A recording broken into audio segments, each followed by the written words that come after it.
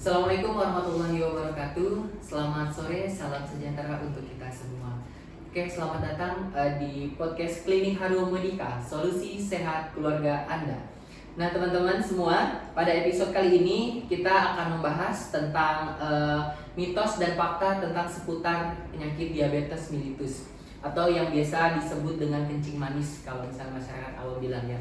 Nah, untuk membahas topik ini kita mendatangkan narasumber langsung. Selamat datang Abang Randy. Ya, selamat datang di podcast kami di podcast Klinik Pratama Harum Medika. Oke, boleh perkenalkan nih Bang, Abang dari mana? Nama saya Randy Asmiri. Kebetulan sih untuk di Kudinanya saya kerja di rumah sakit LC sekarang. Di rumah sakit ya sekarang ya. Rumah sakit swasta. Kebetulan juga bagian di farmasi klinis. Farmasi klinisnya. Iya, jadi ya Bang, perjalanan lumayan dari RC ke sini. Lumayan. Ya, perjalanannya panas. Macet. Lumayan macet. Oke, baik, mungkin seperti yang tadi saya bahas untuk tema kali ini kan tentang kayak mitos fakta seputar penyakit kencing manis atau diabetes nih Bang.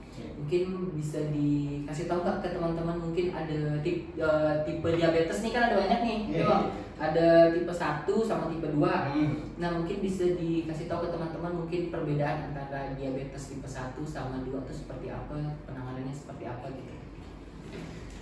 Untuk diabetes tipe 1 itu karena resistensi insulin.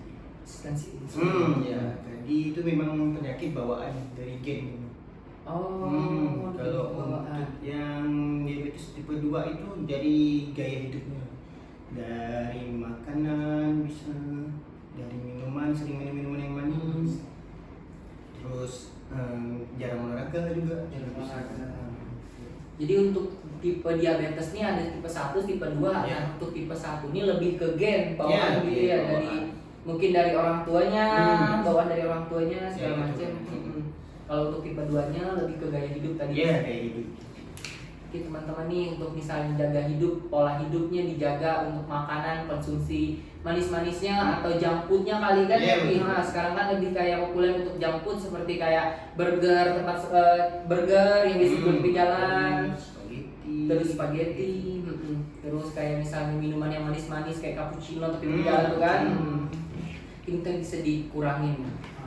Terus untuk ininya nih Pi, kan misalnya ada prinsip nih kalau misalnya diet nih, kalau misalnya pada pasien diabetes nih seperti apa sih Pi? Untuk diabetesnya nih kan misalnya diabetes tipe 1 untuk apa, ada tipe diet nggak atau makanan yang nggak boleh dikonsumsi untuk pasien? Kalau untuk diet sih DM tipe 1 atau tipe 2 juga sama. Yang pertama paling menjaga konsumsi makan yang gula. Itu dijaga, ganti dengan karbo yang kompleks seperti ubi gitulah. Sekarang kan beras merah, ada banyak lagi beras hapus, porang kalau misalnya itu boleh itu. Kan itu indeks glikeminya itu rendah, enggak kayak nasi putih biasanya. Itu yang buat lonjakan gula darah naik. Sama perbanyak minum air putih. Makan boleh makan nasi putih tidak apa-apa, tapi diselingin dengan olahraga. Jadi kita bakar kalori yang dimakan. Terus untuk berikutnya sih paling olahraga ringan, jalan kaki minimal 5.000 langkah. 5.000 langkah sekitar mungkin 15 meteran kali boleh nggak? 100 meter. Pokoknya kalau lebih 30 menit atau 40 menitan gitu lah ya, untuk jalan kaki untuk kalau misalnya kita lagi konsumsi makan, habis makan untuk membakar kalorinya tuh kayak minimal jalan kaki. Kata orang kan biasa cuci piring, kemas rumah itu sih enggak membantu, enggak termasuk olahraga sih. Kalau yang termasuk olahraga kan jalan kaki itu masih termasuk olahraga. Jalan kaki segala macamnya. Terus tadi kan bisa untuk mensiasati untuk pakai nasi putihnya disiasati dengan tadi pakai beras merah tadi ya. Beras merah boleh juga tuh Pi. Boleh. Tapi yang penting jangan berlebihan. Yang satu berlebihan kan itu bahaya juga. Untuk beras merah, terus ada juga pakai, kalau misalnya pakai kentang-kentangan gitu, kalau misalnya pakai singkong atau ubi gitu boleh. Singkong ubi tapi direbus, jangan digoreng. Oh. atau dikukus mas. Dikukus. Yang penting jangan digoreng. Jangan digoreng. Kalau goreng kan nanti dia jadi lemak. Lemak nanti itu kan jadi gula juga ujung-ujungnya. Oh, ujung-ujungnya dikukus. Jadi juga gula. Terus kalau misalnya ini Bi, kan biasa nih kalau di orang awam nih kan ada kalau misalnya kita nih tadi kan udah dibilang di jalan makan dengan nasi kan, sebenarnya boleh tapi dalam porsi yang nggak berlebihan. Kalau misalnya itu Bi apa untuk diabetes nih kan kayak lebih ke rasanya nih kayak ke makanan tuh kayak hambar gitu, nggak ada rasanya gitu. Kalau misalnya kasih garam atau penyedap rasa gitu boleh nggak Bi? Boleh ya, tapi jangan terlalu berlebihan juga tetap. Karena sodium pun juga bahaya sih. Ujung-ujung nanti bisa jadi pembengkakan di daerah sesuatu. Karena glikemiknya banyak. Kan kalau udah sel-sel yang rusak berarti banyak garam lain. Yang lain. Untuk buah atau segala macamnya gitu ada pantangan nggak sih untuk penyakit diabetesnya gitu? Kalau buah sih semuanya boleh. Boleh sih, cuman nggak usah. Cuman mau dipilih-pilih juga sih. Ada beberapa buah yang tuh manis kayak semangka juga kan termasuk manis. Boleh ganti kayak pir atau apel juga boleh. Boleh diganti. Itu mungkin teman-teman nih kalau misalnya lagi sama satu. Es tebu. Es tebu. Itu kan itu buat bisa buat. Ya. Itu yang paling kuat untuk naikkan gula darah. Gula darah. Kalaupun es tebu kan ibaratnya kan gula alami tuh. Oh gitu. Kan es tebu ya. Es tebu tuh diolah pun jadi gula kan? Jadi gula. Yang kita minum dikonsumsi hari-hari biasanya. Oh, jadi es tebu tuh sebenarnya nggak bagus juga. Itu yang paling bahaya sebenarnya. Es tebu. Kalau es jeruk juga sama ya? Jeruk boleh, tapi jangan pakai gula. Ganti pengganti gula juga boleh. Kayak stevia. Pengganti gula. Ganti.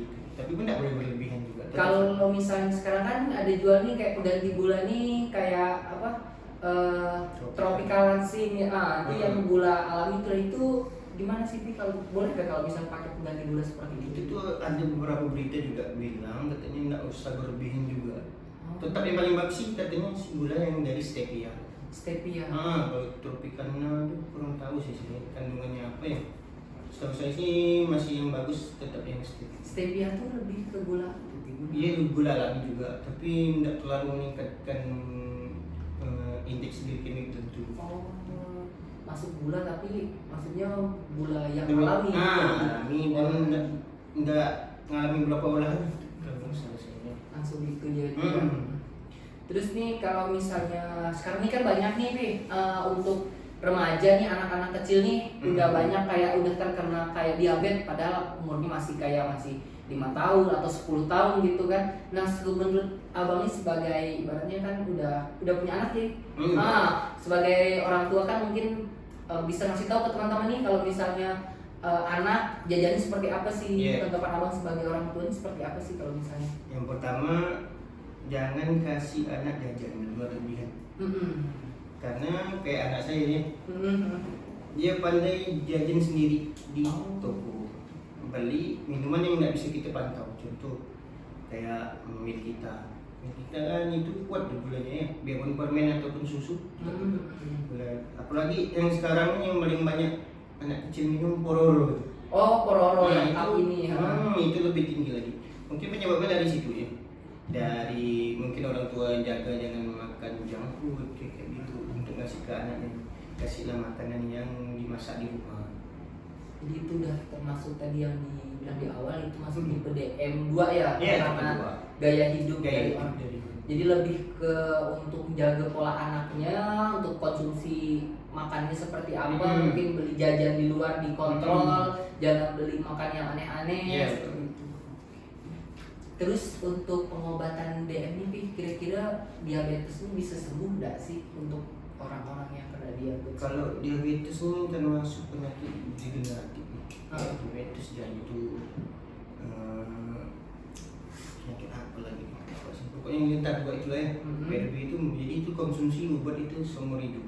Udah penyakit seumur hidup, jadi nggak bisa disembuhkan itu. Bisa. Karena memang biarpun dia turun nanti naik lagi. Jadi dijauhkan lah kalau misalnya kita masih sehat, dijauhkan badan lah ya, jangan sampai kena penyakit dan diabetes itu karena konsekuensinya seumur hidup konsumsi obat, kontrol obat segala macamnya mungkin seperti itu. Untuk pengobatan diabetes nih ada berapa macam sih Bi, untuk pengobatannya nih kan? Contoh obat atau pengobatan? Pengobatannya sama contoh obatnya boleh mungkin yang bisa dibeli jual bebas di apotek gitu. Kalau untuk obat sih ya, metformin itu yang paling aman. Metformin aman, metformin aman. Metformin boleh dibeli jual, Glimep aman juga. Gliben itu juga. Tapi sih untuk yang kategori pengemek yang masih awal, masih baru-baru itu paling pakai metformin. Metformin aman. Untuk kalau misalnya kan ada sekarang namanya suntik insulin ya. Nah, itu gimana tuh Pi? Kalau misalnya saat apa dan saat kapan kita pakai suntik insulin itu? Kalau insulin gitu gunakan kalau pengobatan oral udah nggak bisa turun lagi indeks glikemia. Berarti kan itu ada kerusakan di pankreasnya. Nggak bisa untuk produksi insulin. Jadi baru kalau misalnya sekiranya pakai obat nggak mempan, baru alternatifnya pakai insulin. Itu pun harus dikontrol dengan dokter. Oh, nggak bisa dijual bebas kayak di apotek itu kan? Harus kontrol dokter. Tapi harus kontrol dari dokter dulu. Karena kan insulin ini kan jangka panjang ya. Masuk penggunaan seumur hidup juga. Seumur hidup juga. Tiba-tiba nanti bisa naik dosisnya atau bisa diturunkan. Atau pakai dosis juga. Ya, banyak. Jadi harus tetap kontrol ke penyakit dalam ibaratnya untuk kasih tahu dosisnya sekian, yang harus dimasukkan sekian. Kita harus begitu. Terus kalau misalnya untuk ibu hamil nih, kira-kira konsumsi apa sih yang aman nih Bi, antara obat insulin atau obat oral untuk minum gitu? Kalau untuk ibu hamil minum kalau yang paling aman ya, obat oral itu yang paling aman itu metformin masih boleh dikonsumsi. Sama ibu hamil itu masih. Kalau yang paling aman sekali itu insulin. Insulin aman ya, juga. Itu paling aman. Tapi daripada obat-obatan. Tapi harus kontrol ke dokter juga. Karena dosisnya kan kita tidak tahu nih dosisnya, dokter yang tahu kan, lebih tahu dosisnya berapa, misalnya 10 unit atau 22 unit 3 kali atau cukup malam hari. Ya. Jadi lebih ke yang bisa dijual bebas, obat aman, metformin. Ya, metformin. Kalau apa tadi Glimeprid atau glibenclamid itu tuh beberapa peneliti memang nggak disarankan. Nggak disarankan. Mungkin buat ibu-ibu di rumah atau misalnya lagi menyusui terus lagi dihamil untuk diabetes, disarankan untuk tadi beli metformin. Kalau insulin tapi harus di dalam pengawasan dokter. Terus pertanyaan terakhir, last question maksudnya untuk komplikasinya nih, komplikasi pada penyakit diabetes nih apa sih yang bakal terjadi gitu kalau misalnya diabetes didiamin gitu, kita nggak minum obat terus nggak konsumsi obat segala macam. Kalau diabetes ini sumber segala penyakit. Ya, jadi kalau diabetes kena diabetes kemungkinan komplikasi pasti ada jantung, udah pasti kena. Bisa jadi ke stroke, bisa jadi ke saraf juga, karena dia merusak sel. Sel-sel tubuh kita dirusaknya, jadi itu penyakit yang degeneratif lain juga bisa kena, jantung, ginjal juga bisa. Jadi kalau misalnya udah kena diabetes, komplikasinya ya tadi jantung. Agak seram sih. Agak itu ya. Semoga sehat-sehat selalu untuk penonton di rumah ya.